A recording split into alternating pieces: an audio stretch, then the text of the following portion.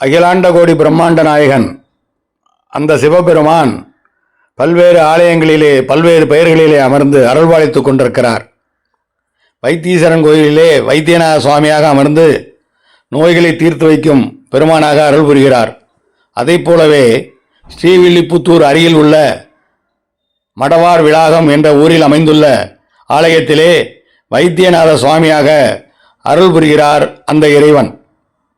தன்னை தேடி வரும் பக்தர்களுக்கு அருளையும் பொருளையும் வாரிக் கொடுப்பது மட்டுமல்லாமல் நோய்களிலிருந்து நிவாரணம் தருகிறார் இந்த வைத்தியநாத சுவாமி. அந்த திருக்கோயிலைத்தான் நாம் இப்பொழுது தரிசிக்க சென்று கொண்டிருக்கிறோம். ஸ்ரீவில்லிபுத்தூரிலிருந்து 2 கிலோமீட்டர் தொலைவில் அமைந்துள்ளது மடவார் விளாகம் ஸ்ரீ வைத்தியநாத சுவாமி கோவில். அந்த கோவிலுக்குத்தான் இதோ ஆட்டோவிலே சென்று கொண்டிருக்கிறோம். மடவார் விளாகம் வைத்தியநாத சுவாமி கோவில் தமிழ்நாட்டில் விருதுநகர் மாவட்டம் திருவில்லிபுத்தூர் அருகில் அமைந்துள்ள சிவன் கோவிலாகும். இது விருதுநகர் மாவட்டத்தின் மிகப்பெரிய சைவத்தலமாக விளங்குகிறது. சிவனின் திருவிளையாடல்களில் 24 திருவிளையாடல்கள் இந்த கோவிலிலே நடத்தப்பட்டுள்ளது. இந்த கோவிலின் வைத்தியநாத பெருமான் நோய் தீர்க்கும் பெருமான் என்பதால் இங்கு மகா அஷ்டமி என்று பக்தர்கள் சாப்பிட்ட இலை மீது அங்கப்பிரதட்சணம் செய்யும் வழக்கம் உள்ளது. அம்பாள் சிவகாமி அம்பாள் என்று வழங்கப்படுகிறார்.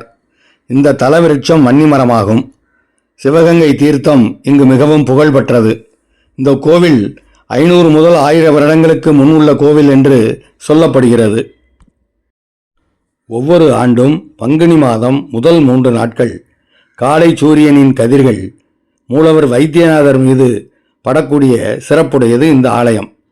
மன்னர் திருமலை நாயக்கரின் தீராத வயிற்று வலியை தீர்த்து வைத்ததால் மன்னர் மடவார் வளாகம் வைத்தியநாத சுவாமி கோவிலில் பூஜை முடிந்த மணியோசை கேட்ட பிறகுதான் உணவருந்துவாராம். ஆளாட்சி மணிகளின் ஒளி கேட்பதற்காக சாலை நெடுகிலும் மணிமண்டபங்கள் முரசு மண்டபங்கள் எழுப்பினார் இந்த மன்னர்.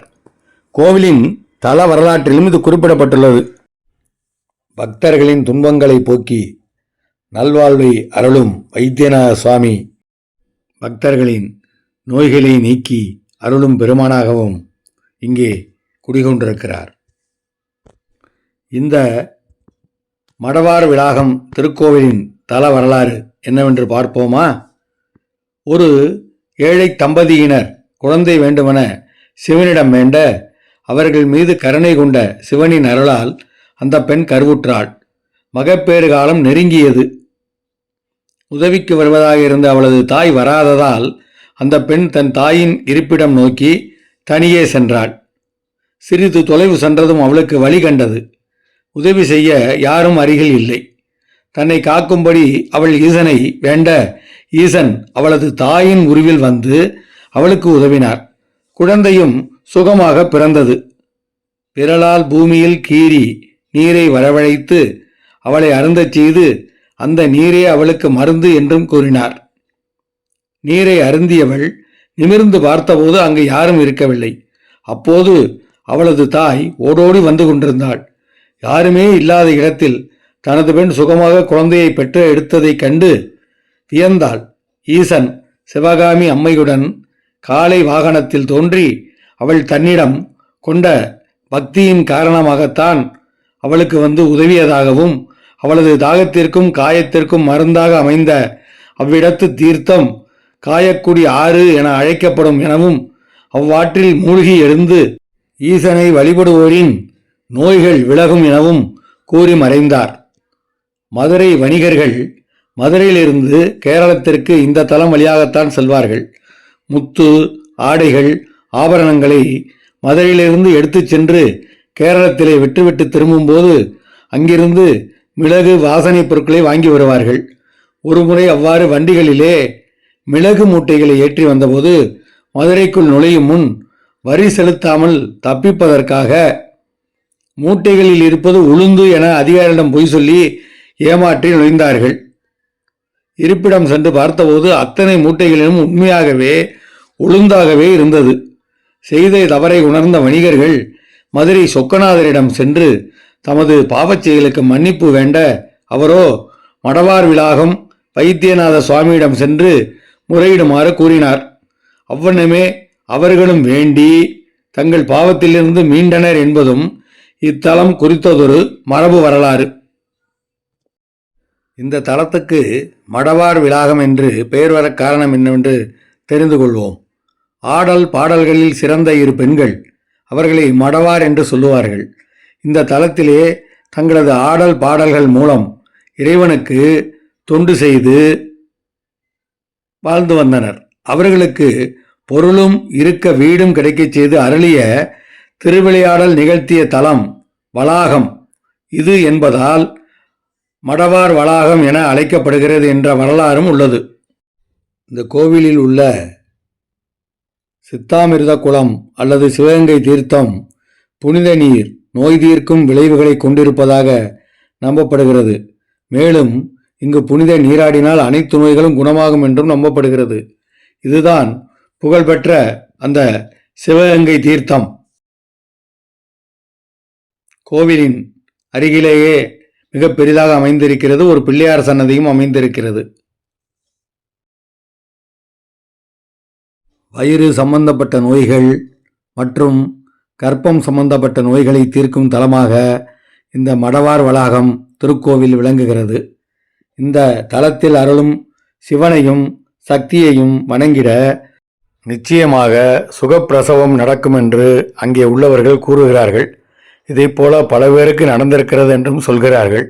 எனவே நேரம் கிடைக்கும் பொழுது நீங்களும் ஒரு முறை ஸ்ரீவில்லிபுத்தூர் அருகே அமைந்துள்ள மடவார் வளாகம் வைத்தியநாத சுவாமியை தரிசனம் செய்து உங்கள் வாழ்வில் உள்ள துன்பங்கள், கஷ்டங்கள், பிரச்சனைகள், நோய்கள் எல்லாம் நீங்க வணங்கி வாருங்கள். வாழ்வில் வளமும் நலமும் கூடட்டும். சிவனுக்கு உரிய சிவராத்திரி மற்றும் பிரதோஷம் போன்ற விழாக்கள் இங்கு மிக சிறப்பாக நடைபெறுகிறது. அம்மனுக்குரிய செவ்வாய், வெள்ளி போன்ற நாட்களிலும் மிகவும் சிறப்பாக பூஜைகள் நடைபெறுகின்றன.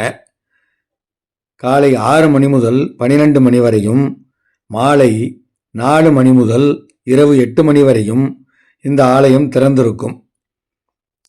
ஸ்ரீவில்லிபுத்தூர் ராஜபாளையம் சாலையில் ஸ்ரீவில்லிபுத்தூரிலிருந்து 1 கிலோமீட்டர் தொலைவில் இந்த ஆலயம் அமைந்திருக்கிறது. கோவில் முகவரி அருள்மிகு சிவகாமி அம்பாள் உடனுரை வைத்தியநாத சுவாமி திருக்கோவில், மடவார் வளாகம், ஸ்ரீவில்லிபுத்தூர், விருதுநகர் மாவட்டம். அருகில் தங்குமிடங்கள், லாட்ஜுகள் போன்றவை அமைந்திருக்கின்றன. உணவகங்களும் அமைந்திருக்கின்றன.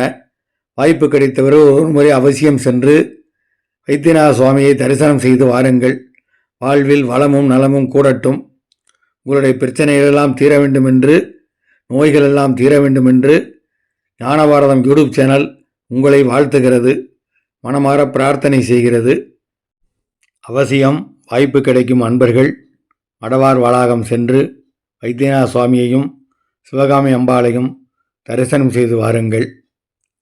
மறந்துவிடாமல் எங்களுடைய ஞானபாரதம் யூடியூப் சேனலை சப்ஸ்கிரைப் செய்யுங்கள்.